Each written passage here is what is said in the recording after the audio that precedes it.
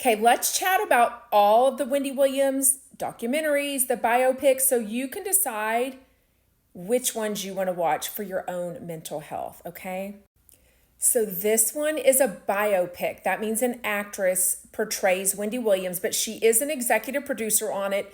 She does make a physical appearance at the very end. It's such a good biopic. It portrays her as such an aspirational, motivational career woman. I loved it. It gives information about her childhood, but it's really about her career. It does go into obviously her marriage with Big Kevin and her being a mom, the miscarriages, his cheating. So it ends right before they're going to divorce, okay? Very good movie if you want to just stick with the narrative that Wendy Williams is still doing well and you don't want to have all the other medical issues in your brain, okay? The Wendy Williams The Movie. It's on Lifetime or Google it. I think you can also buy it on Amazon Prime. This documentary starts off called Wendy Williams, What a Mess. This documentary starts off with Wendy Williams getting treatments in her apartment, her brand new apartment as a single woman, for her lymphedema. Okay. She cries a lot. It's still very raw. She really is in love with Big Kevin, but now she realizes not only has he been cheating and living this double life for 10 years on her freaking back of working at the Wendy Williams show, as her manager, being an asshole in the meantime to other people apparently, but he's having a baby with the mistress. Not only is he having a baby, they have a baby girl. This hits really hard because you'll learn she had 2 miscarriages at 5 months. One they call a stillborn because she had to deliver the baby, and it hits her hard because it is a baby girl. Okay, so that's very important. This one's a good one to watch, but it is hard because it's the documentary, so it's actually Wendy. She's very raw and emotional, but it's well before all the way you can see how the aphasia and dementia is affecting her. So now let's chat about the newest documentary. The newest documentary is called Where is Wendy Williams? It was a 4-parter. Okay, so basically it's episodes 1, 2, 3, and 4. It was aired originally on February 24th and 25th on the Lifetime channel. I do think it will air there almost continuously. The judge has ruled that it can air, and you can also buy it on Amazon Prime. Okay, Where is Wendy Williams? It's really hard to watch.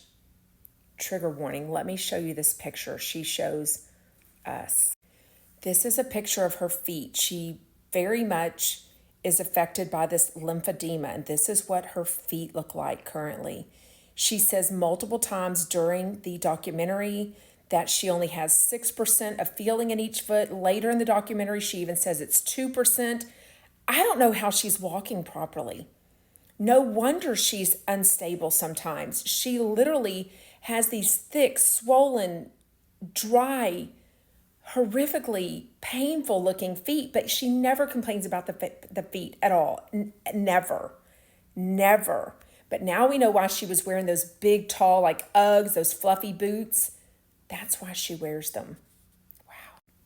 The documentary is really hard to watch, especially episodes 1 and 2. I literally regretted watching it after it was over. You can just see the highs and lows of the aphasia, the dementia. She's cruel to people. She's confused. She's in denial. She's lonely. She's sad. She just wants to work. She just wants to be back on TV. She says Wells Fargo's taken all of her money. It was really, really hard to watch. But I'll tell you, after watching episodes 3 and 4, especially the very end, it's not the best documentary I've ever seen. I love documentaries. It's not the best. There's some things like you'll see with episodes 3 and 4, she has this publicist, Sean, that a lot of her family are worried about. All of a sudden, Sean just disappears. They never interview her again. They never talk about her again. They don't explain anything. Where the hell is Sean? I hear she has a podcast, by the way. But also at the very end, it's a lot more positive. And even the sister Wanda gets a phone call from Wendy, which is great because they cannot call Wendy. Wendy can call them. Wendy is away at a medical facility. They don't know physically where it's at. The guardianship is not telling them. Little Kevin has been stripped in 2022 of his control over his mom, Wendy. So they've got this professional guardian over her, making every decision. The brother, Tommy, who is one of her best friends, says the court makes every single decision. No decisions are made without the court. Wow. But at the very end, Wanda is recording. Her daughter is there, the niece, who's been all over the news, been lots of interviews, really cares about. Her name is Alex. And she gets a phone call from Wendy, but they don't put it on air. She doesn't put it on speakerphone. Why not? As quickly as her sister Wanda was talking to her, it sounds like Wendy is doing so much better after being in this medical facility for 6 months. But they don't put her on air, and I wish they did. Later, they get another phone call, and again, she doesn't put it on air, but it does say that Wendy's doing a lot better. So I do recommend, as hard as it is, watching the documentary. But again, if you only want to live with the memories of the amazing Wendy Williams, then just watch the biopic, which is called Wendy Williams The Movie. Maybe you could also watch Wendy Williams What a Mess, but don't watch the Where is Wendy Williams. It's too hard, but I will say the very end of episode 4 does leave us with a lot more positiveness about Wendy Williams. It just didn't leave us. I wanted to hear her voice. I wanted to hear the phone calls. And they almost, even Will, her manager, gets a phone call from her, and he gets off the phone really quickly with her. And I'm like, no, we want to hear that. We want these updates.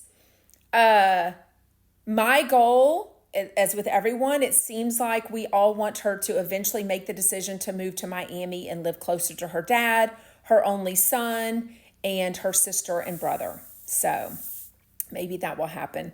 Let me know if you watched it, what you thought. It was really hard to watch, but I do think the information about Wendy Williams, about her dealing with the aphasia, maybe being taken advantage of by people around her, maybe being taken advantage of by her guardianship. We don't know. The guardianship doesn't interview. The producers of the Wendy Williams show choose not to be interviewed. So we don't really know those sides of things, but I do think it was good to see her. It was good to see Wendy Williams.